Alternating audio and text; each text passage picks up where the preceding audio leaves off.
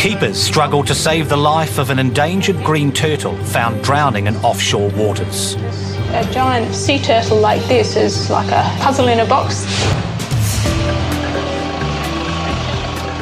Good morning. Hi, I'm Frances. So I'm one of the vets, Richard. At Taronga's vet hospital, National Park Rangers have brought in an endangered animal needing emergency help. So we found floating. It's got buoyancy in its back end, so it struggles to dive, and then it's diving for 4 to 5 seconds and then popping back up. Well, we'll get it out of the vehicle and have a look. It's exhausted. This green turtle was found by yachties near Broughton Island, bobbing in the water, unable to swim. It took around an hour for rangers to haul it aboard. The turtle was then taken ashore and driven 200 kilometres to Taronga Zoo. OK, tell him to go down. Yeah, they can do it. Weighing around 100 kilos, it's one of the biggest, heaviest and rarest turtles ever brought to the clinic for treatment. And its shell makes it particularly hard to examine. A giant sea turtle like this is like a puzzle in a box that we've got to work out what's going on inside and try and work out why the animal is unable to swim properly. So I'm just having a look at all the limbs and looking for any wounds, injuries. It can obviously see quite well. This looks like it's probably a male. If you look at the size of the tail. The turtle doesn't seem to be suffering from any external injuries. As part of my examination, I want to look in the mouth and make sure there's not something obvious like a big wadge of fishing line or something in there. So because their jaws are very strong, we're going to use a chock. If you man the chock, strange smell. Strange smell. Vets are trying to discover what caused this turtle, now named Max, to nearly drown. There's nothing really obvious from the outside, so we're going to have to take things a step further and take some x-rays. I'm going to take the MAS down. Sometimes we see the obstructions in their gastrointestinal tract, sometimes they have problems with their lungs, sometimes we might find fish hooks. Let's just give that a whirl, Liz. There doesn't seem to be any foreign material, certainly no hooks or anything like that. What we can see immediately is these balloon-like structures here that are gas in his intestines, which is completely abnormal. You would not usually see that amount of gas in there. It probably indicates there's something pretty nasty, so a horrible infection, something like that potentially going on there. Max is immediately given antibiotics. So definitely feel it. Contrary to common misconception that reptiles don't feel pain, they sure do. And I'll just give him this vitamin B. This will probably sting a little bit more. I would say that his chances wouldn't be that great if he was left without intervention. It's not to say that we're going to be able to fix him either, that's the thing. Some of these things are very difficult to cure, but we'll certainly give it our best shot, that's for sure. After a night on antibiotics, Max is taken to the rehab pool for further observation. Basically, we're trying to get more of a picture of what he can and can't do in the water. You know, this gives us more of an idea of what his buoyancy compensation is. So it really looks like he very much wants to get under the water and he's trying really hard to get himself down on the bottom of the pool, but can't really do that. Somehow the gas from the infection has become trapped in Max's intestines, turning them into balloons, which makes it impossible for him to dive. So if we leave him in here for any length of time, he's getting more and more distressed and he's going to exhaust himself. We just had another look at the x-rays and there's nothing obvious apart from the gas, but there could still be a plastic bag or something that's blocking him because the plastic bag is not visible on an x-ray. But there is one way a plastic bag can be detected by x-ray. What we propose to do is try and give him some liquid barium, which is a contrast material, into his stomach. And that's going to line his gastrointestinal tract as it moves through. So sometimes if there's something like a plastic bag or a blockage that doesn't show up on the x-ray, once it's coated in barium, we can see the outline of that. 1, 2, 3. Good work, that's it. Something is trapping gas inside Max's body and destroying his ability to dive. Vets are hoping a barium solution will allow x-rays to detect if it's a plastic bag or other obstacles he may have swallowed.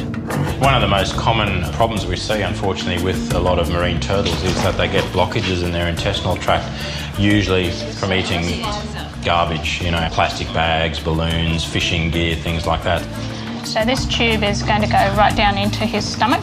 And with all the gas that we saw in his intestinal tracts, a blockage would have to be pretty high up there as a cause of the problem. Yeah, good. Unfortunately, because it takes such a long time for things to move through their intestinal tract, we're going to have to x-ray him for a few weeks to make sure it all gets through. It should be plenty. As well as being highly visible on an x-ray, the barium solution should have a therapeutic effect, giving the intestinal tract a thorough clean-out from top to bottom. So we'll plan on taking some x-rays tomorrow to see whether it's moving or not, and if so, what do we see as it goes through the tract. It's taken 10 days for the barium solution to pass through Max's system, and keepers are encouraged by the results. Away! Oh, he's doing it himself. There's a significant change here. All of the barium has actually left the stomach and is now all sitting in his large intestine. But probably the most pleasing thing is that there's no gas left in the rest of his intestinal tract. And clinically now he's so much better. He's eating and everything. So it's all looking fairly promising that he doesn't have a blockage. We've been treating him with antibiotics and other supportive care, so maybe that's what's helped. But it's all pointing towards a fairly positive outcome for this guy. He's so much stronger. Vets are now confident it wasn't anything Max swallowed that caused the blockage. And with trapped gas no longer affecting his buoyancy, Max can move easily underwater.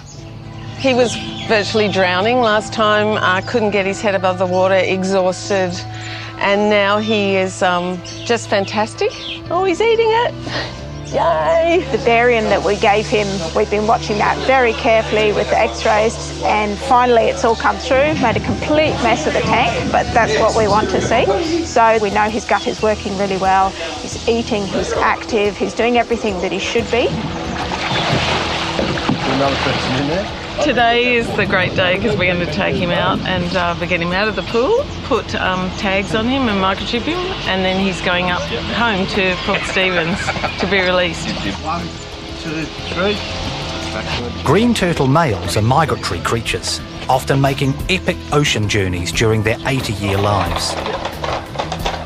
But not much is known about exactly where this endangered species goes, which is why Max is being fitted with a tracking device.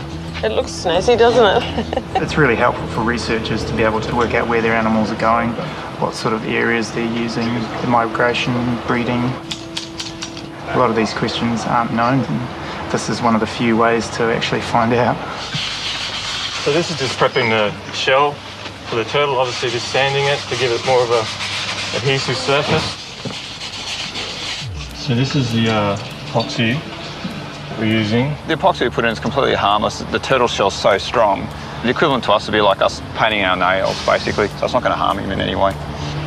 And on top of that, we'll put an anti-foul paint, similar to what boats use on their hulls.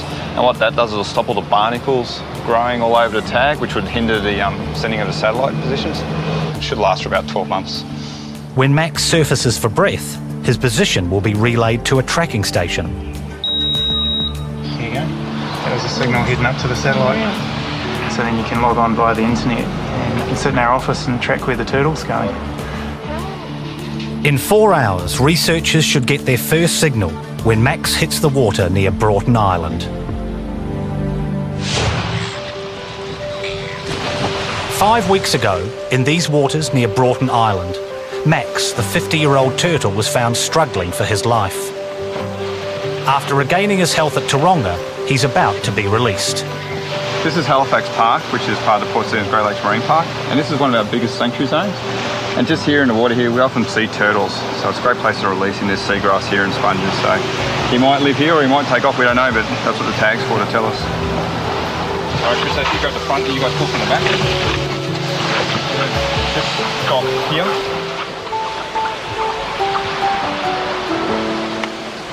No! Alright, one of you do it. He is a bit tired, you're right. Although turtles usually have an uncanny ability to return to their breeding grounds after making journeys of thousands of kilometres, there's a chance Max will be disorientated by his recent traumas.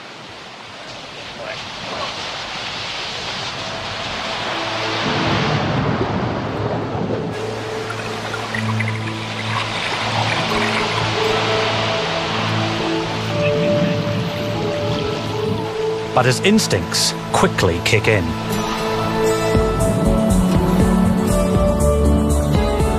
When we rescued him, we didn't think he was going to make it, that's for sure. And he was so sick, he actually let us lift him into the boat without even fighting or anything. Whereas now you can see how strong he is. Like, he couldn't have done that 5 weeks ago. There he goes. He's just popped up. Give us probably the parting farewell shot. I think he's doing really good. Go home, log in, and see where he is. Yeah. 3 months later, researchers have tracked Max making a 1,300-kilometre journey up and down the east coast of Australia. He headed out from home and headed down the coast. He spent the weekend in Newcastle Harbour, we don't know why. And then he went back home to Broughton Island and circled the island. He, being a large breeding male, is moving around doing what males do. And he's also going back home, so he obviously knows where he is. It's still a work in progress, but hopefully over the next few months, keepers will learn more about Max the green turtle and the migratory patterns of this endangered species. Green turtles and all sea turtles are critically endangered now. The plastic bags, marine debris, boats, interruptions on the nesting beaches. There's so many problems for these animals in the wild that it's fantastic to get a big male turtle back out there.